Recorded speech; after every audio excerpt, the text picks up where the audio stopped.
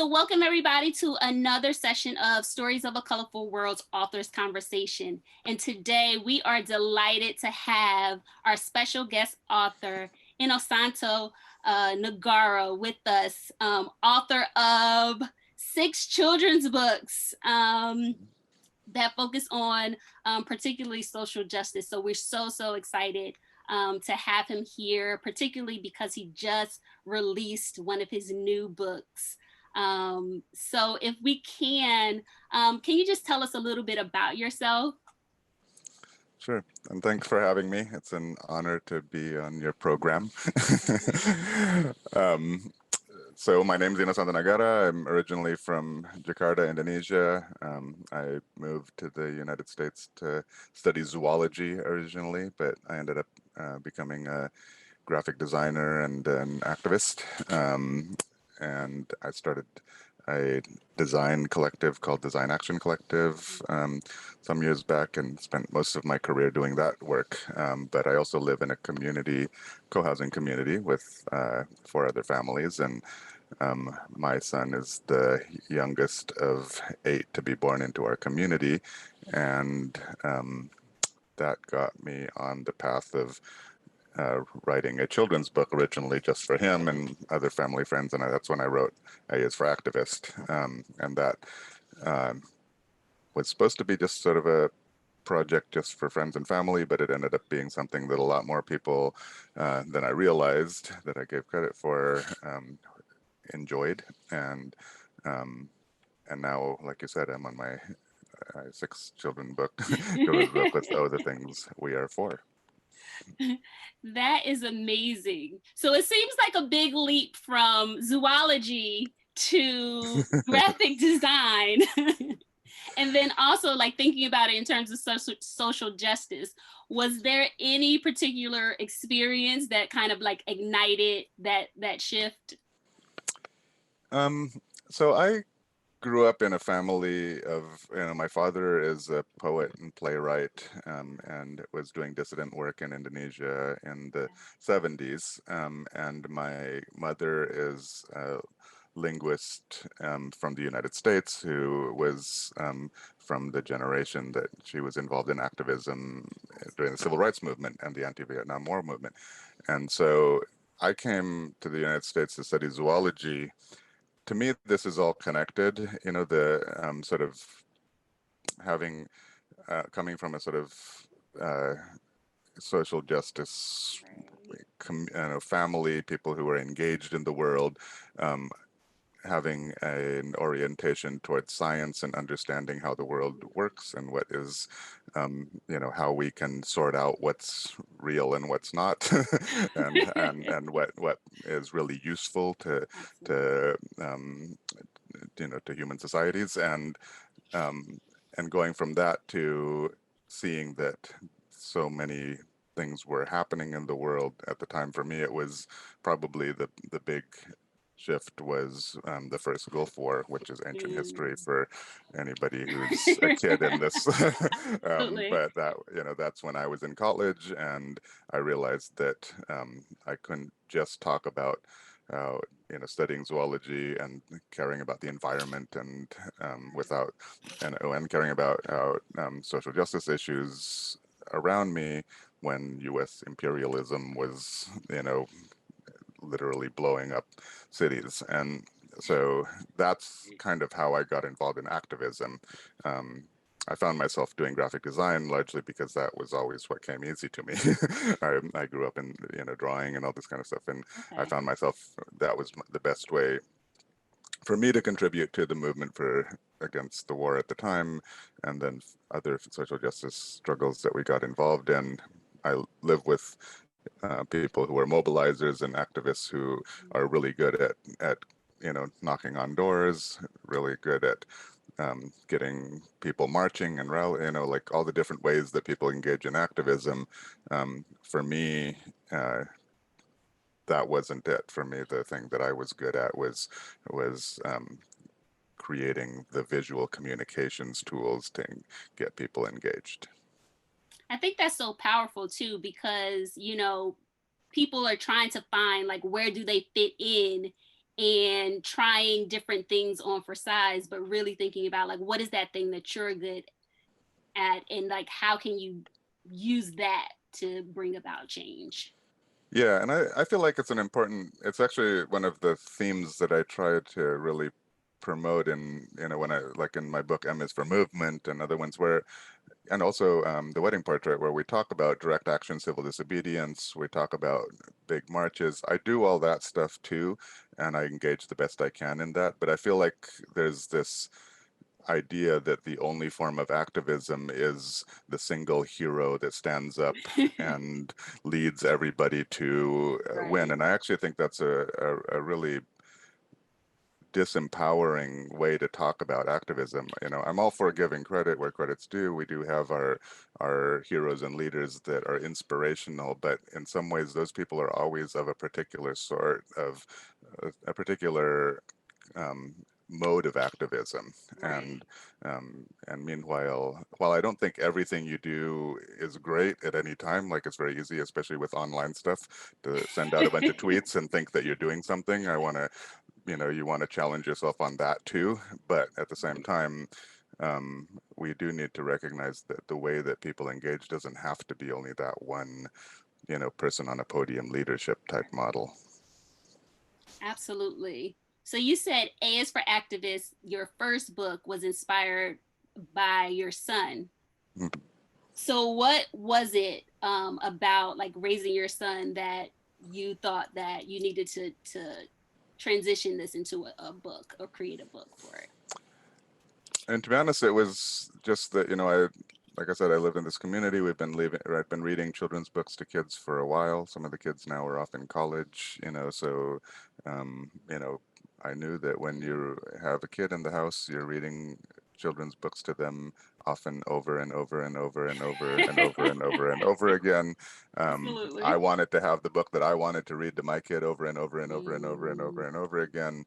Um, and um, I couldn't find that particular book that I wanted to read. Our neighbors are architects. They have books that say, that are architects' shapes, architects, right.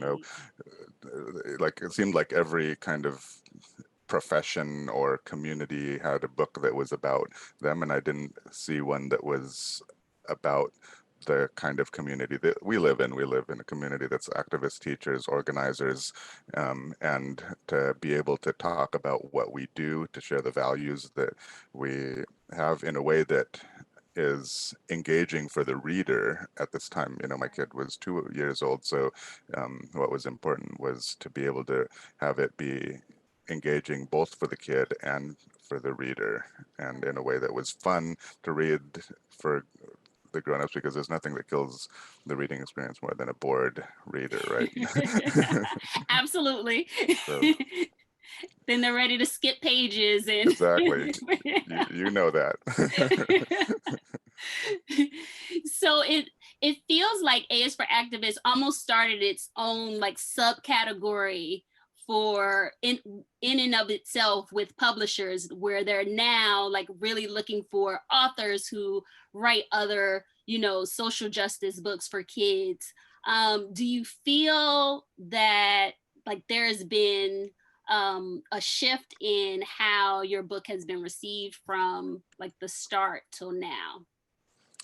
Yeah, I mean, there were definitely previous books, over the years. People send me stuff. There's some ones from, way back, and that where people are trying to break new ground and talk to kids about real issues. But I think I was lucked out in timing wise. My book came out around. It was similarly Kate Schatz's the Red American Women A to Z also was, Mm, and I think that timing, for some reason, who knows, was when, I guess that was the time that we were able to write these books and that people were actually able to receive them. Like I said, I was not expecting to have broad distribution for my book. Originally, I was going to just print 200 of them and use them wow. as Christmas presents, but it was because of the um, the printing, I wanted it to be a board book, and they said you have to do 2,000 minimum, and so that's how it ended up being something where I was actually selling it publicly. So, so yes, I mean the quick question is, quick answer is yes. From that period when we couldn't find these kind of books that we were looking for, which is not to say they didn't exist, but they were Right. very much hidden, to now where, books like A is for Activist and Anti-Racist Baby and all these books are, on every list from, Right. which is, Absolutely. great. It just shows that Absolutely. people are ready to have these conversations with their kids and are looking for those resources. And so we've been very lucky in that sense. Absolutely. I almost feel like, particularly because of the lockdown, people were almost in, like, people's primary ways to socialize in a way was like social media or some type of technology. It almost Hmm. forced people to confront, those inequities in terms of like education inequality and police brutality, environmental issues, like all of those things kind of came to head because people were in a place where they had to kind of like deal with it. And so, like you said, there are all of these books um, lists in terms of activism for kids and social justice. Do you feel, whether it is like M's for Movement or Counting on Community, um, any of your books that you've created, do they connect with you in a more personal way than maybe others? You're not allowed to pick between your kids. Exactly. I know.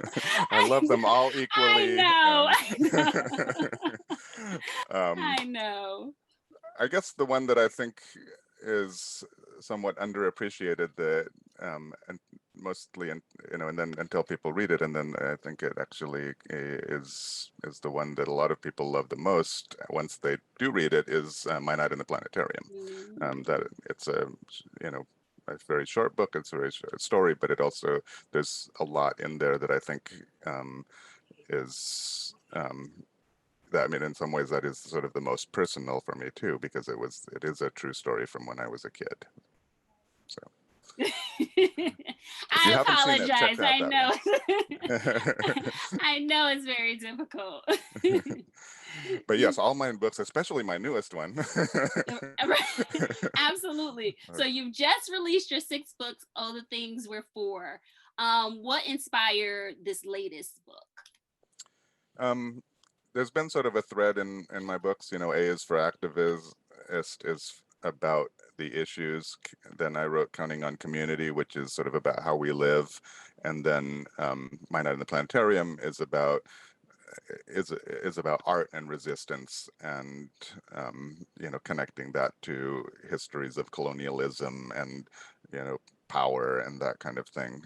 The Wedding Portrait, to me, is about direct action and civil disobedience. So it's about tactics, about how we can, and why we have to break the rules in order to make change. And M is for Movement is was supposed to be sort of about how all that comes together, how to overthrow the government for children. But the thing that's actually in the background for a lot of my work, I'm really involved in worker co-op movement, my co-housing, collectivism. I'm always very interested in building the structures around the world that we're for, not just what we're against, which isn't to say that fighting against injustice is not first and foremost. We can't build something good if we haven't been able to stop the injustices and oppression that we see in front of us. And that does involve mobilization and people power in that kind of a way. But I think in order to keep doing this for years and years, because it's a marathon, we have to have some sense of what we're going for. What are, and people will say, well, you're against this, you're against that, but what are we for? And the things we are for is, to me, that's not the hard question, right? That there's so many things we're for. We could write books and books and books about, and long lists of all the things that we are for. and yet we tend to not talk about it as much as the things that we're against. So this was supposed to be the um, inspiration for the future that we are for idea. Absolutely. I feel like that is one of the criticisms that we see, particularly like as we think about like the presidential election. It's like we could talk about all the things that we're against, but what exactly are we hearing in terms of what people are actually for? Right. And I want to be clear, like there's definitely things we're against that we need to be Right. fighting against. So Absolutely. it's not a either or, but the but I do think that in it gets depressing when everything that you're focused on is negative, and as humans we can't be in that space constantly and actually create something, good. So Absolutely. As I read this latest book, I honestly thought about how many adults I wanted to gift it to versus even children. sure. Feel like you can find something in terms of the things that we are all for Yeah, the challenge with within that that book book. is that there was no way for me to make it comprehensive. Right. I knew I was going to be missing something, many things, for many people. And so, there is a spread in there that I just put everything I could think of on one page. But, and the last page is for kids to be able to write in all the things that they're for. I think that we do our best activism when we're fighting for something, and not just against. And so I think for kids to kind of get that from early on, that there is an endless list of ideas that we can be promoting as well. Absolutely. And so what do you hope that kids actually take away from this, from your book? Um, I sort of went through my all my books earlier. The general theme in all those books to me is agency. So it's the idea that um, when you know, we're not going to shy away from the idea that bad things may happen. We're not going to make promises that we can't keep. There's some things are going to work out, some things are not going to work out, but where we do have a choice is about what we do about it. And when if we can look at the world and all the bad things that are happening and be you know curled up in our bed scared and not Right. leave the house, and for some people that may be necessary at times, but it's also the thing that will that I'm hoping to say, I guess, is that the thing that can keep us going is knowing that there are things that we can do. There's things have changed in the past. Things have gotten better. Things have gotten worse, and then gotten better. People have made change, but it's that happens through action, through taking action, and that can be, again, back to there's many ways that you can engage in the world. It could be through protest, it can be through marching, it can be through inspiring people, through inspirational speeches, but it can also be through any number of other ways that kids can engage. And of course, we all have to engage at our different levels. It's this question of our um, uh, the idea of influence, like where is your sphere of influence? And so you can it, you know, the sphere of influence that I have as an adult in the space that I am living in the United States is different from the sphere of influence that a kid obviously has. But what we try to do is work to the outer boundaries of our spheres of influence. Do you have any advice for any aspiring writers or artists? Um, I always have trouble with sort of, there's not like one quick answer Right. to that. I, for the type of work that I do, sort of the two guiding tenets are that I try to engage, make sure that what I'm doing is connected to organizing work. So I try not to especially trying sort of, if you're talking about artists and authors who want to do things that are related to social justice stuff, the idea is to not create your work in isolation, Mm, not to if you're sitting alone at your computer getting all your information from the internet and maybe conversations with your close friends, but you don't want to share this out with people who are, it's a very different world when you're engaged um, in organizing. And if you know organizers, and if you've been an organizer, you know how the world can look very differently from what you see on the media, from what you actually experience. And so I think it's very important to make sure that there's back and forth and engagement. And that doesn't mean those folks who are organizers may or may not have the aesthetic or artistic sense that you're looking for. So whatever feedback you're getting from them, you have to still make your own decisions about what's right and for your work.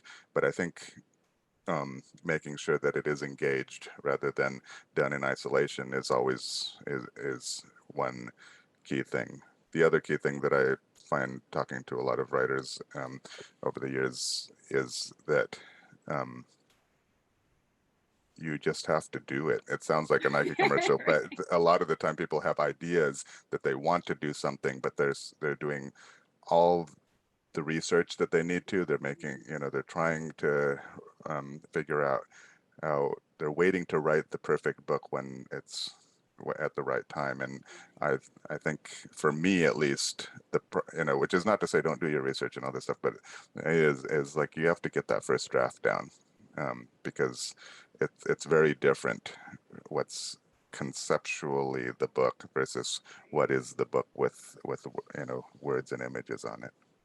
Do you find that creative process a little smoother because you do hold, the reins of both author and illustrator?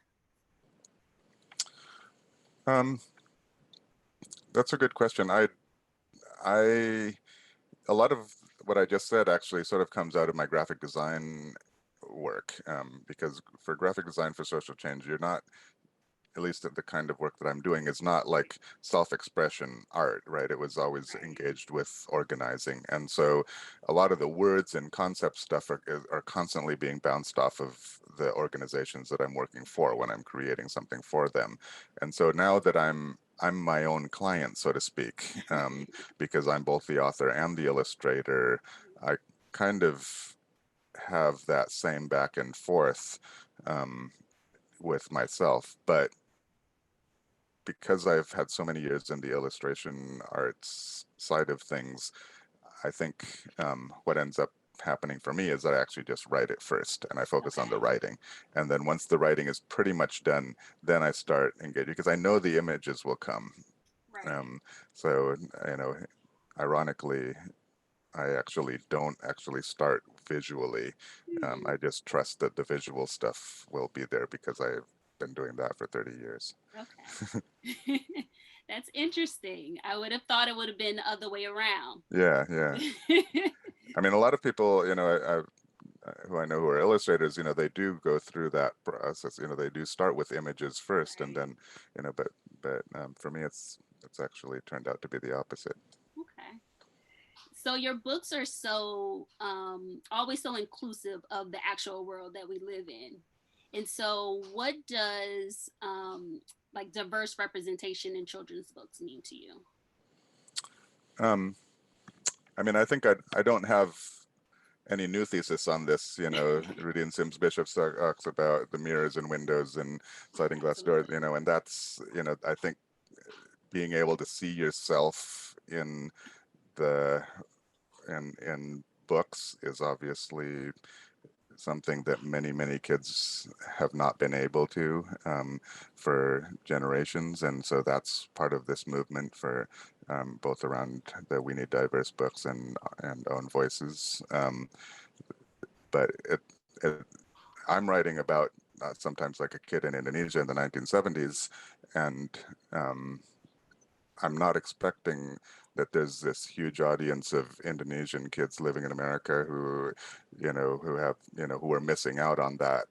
on that mirror part of it, and so that can be also, I think that the the Windows part is important, but also, I think at the end of the day, you're looking for some core piece of the human experience, right? And but to be able to connect to that what I think is the universal quote unquote piece Mhm. of the experience and the choices we make. You have to have a wide range of insights into, so like I'm writing for kids to be able to see themselves, but also just as much for them to be able to see the diversity of experiences.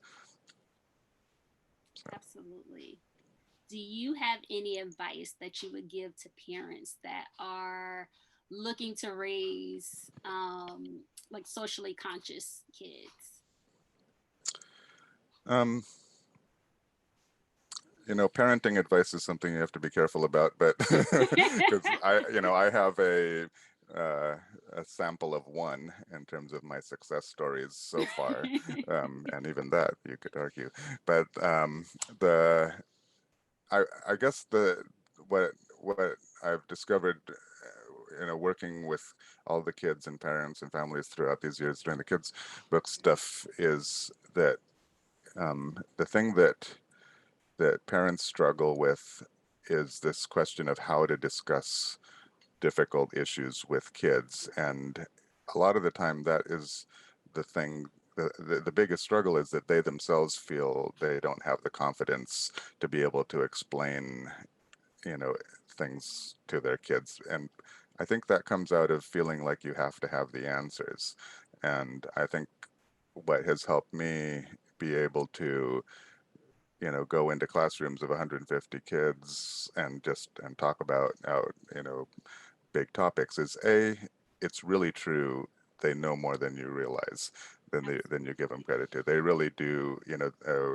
In this day and age, kids are engaged with each other. There's a chain where even if a kid it is not themselves in a household that watches TV all the time, someone else is. And so they're here, so if you're not having these conversations with them, then essentially the TV is and other people are. And so you have to have those conversations. Um, but it's not about saying, here's the answer, here's how to think, and here's what is the right answer or the wrong answer. It's about having engaged conversations with kids, and they may or may not agree with you at the end of the day, right? Mm, But true. it's their life and their minds that. But what you're doing, but if you can respect the fact that they do have ideas, and do your best to share how you think about it and couch it as that this is how I think about it, and know and share the fact that there's going to be things that you both don't know, so let's go look it up. Let's see what this person says, let's see how that person says. I think that's probably the the best process I can recommend. Absolutely, because it does take that, humility and vulnerability to Yeah, say I don't know. Let's figure it absolutely. out together. Let's ask other people, or research it, or learn together. Right. Um, Yeah, I think especially with younger kids as they grow, you kind of get into the habit of feeling like you're supposed to have the answers, and right. I think constantly checking yourself on that, it's like, am I just, like this is the one place in the world. I mean, some people are like that everywhere in the world, but the one place in the world in your family where, there's sort of this expectation that you have to be, the expert on everything in the universe, and I think it's, like letting go of that is healthy in general. Absolutely. Absolutely. Because then you also model that for your kids, where Absolutely, yeah. they have to feel like if they don't know, then that's Right, something wrong with them. right, right. Absolutely. So, do you or did you have any like story time rituals as a kid, or had you creating any with your kid, or the community at large that you live within? um I I was lucky. My mom read to me every night, going to bed when I was younger, and then later on, we had cassette tapes of books on tape type thing. So this was long before I love Audible, it. I and love so it. I did my own reading of that. I also would go to sleep listening to cassettes a lot. So Hmm. stories were something that I kind of, all the way probably through high school, I would still listen to stuff until later I sort of switched to music. But the so that was sort of my story time routine with our family. We have a much more mixed thing. We obviously, when my kid was younger, we read to bed every night, one or Right. another of us. As he's getting older, he's also listening to the same some of the same stories that I was listening to. I found the version of The Hobbit that I had Hmm. on cassette. I had like a 12 cassette Hobbit reading, and they have it now on Audible, and so now he has Oh, that on his wow. iPad. But he also listens to all the other sort of the books on tapes that all the other kids are doing, and also doing his own reading, and that. So Right. that's not a clear answer to your question, but it's mostly that we try to have reading and storytelling being as much as possible as part of the our bedtime routine. Oh, that's awesome. How things change but stay the same. Yes, exactly. They come full circle. Yeah, I Oh, I still love know every word to that cassette it. thing because I was listening to it literally as I'm going to sleep every night. So it's like memorized, and now I'm listening to it again, and 30 years later, Bringing back or all those old 50 years memories. later. Are there any books that you're currently reading?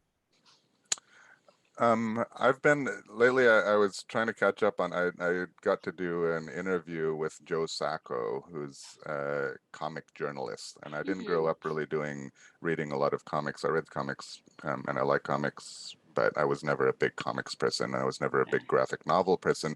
Again, I liked Persepolis. I like Right. these ones that are kind of you know become very popular, but I was never much of a follower of that genre. And I got the opportunity to interview Joe Sacco for the Ubud Writers Festival, and he sort of defined this whole genre around graphic journalism, and he Mm. wrote this one called Palestine, which was a series of comics, and now he's done many of these books, and so Okay. um, I've been sort of exploring that genre a little bit, and it's been really fascinating, and also just because when I did talk to him, he's such a sweet person, Right. and so it was great to see because he's talking about very difficult subjects. He's not really writing for kids as such, Right. but it's also sort of a different way of using another genre, comics, to talk Right. about and help people better understand bigger issues. Oh, that's interesting. Yeah, it'll be I think November 2nd on uh, at the Ubud Writers Festival. It'll be Oh, online, so anybody can okay. watch it. And I think it's I believe it's sliding scale to 0. So I'll send out the link. Okay, absolutely. So how can people stay connected and stay in touch with you? Um, I I'm on social media, and, for all the issues with it. I think it's one of the ways that my books have been able to get out there. So, it's a mixed bag. I also have a website called aisforactivists.org that has, um, sort of my portfolio around graphic design work, but also when I have new books and all that kind of stuff, I'll put it on there. Awesome. Well, thank you so much for speaking with us. It was so great to speak with you today. Thank you for having me. And like I said, it was an honor to be invited. So I hope it's useful. Absolutely.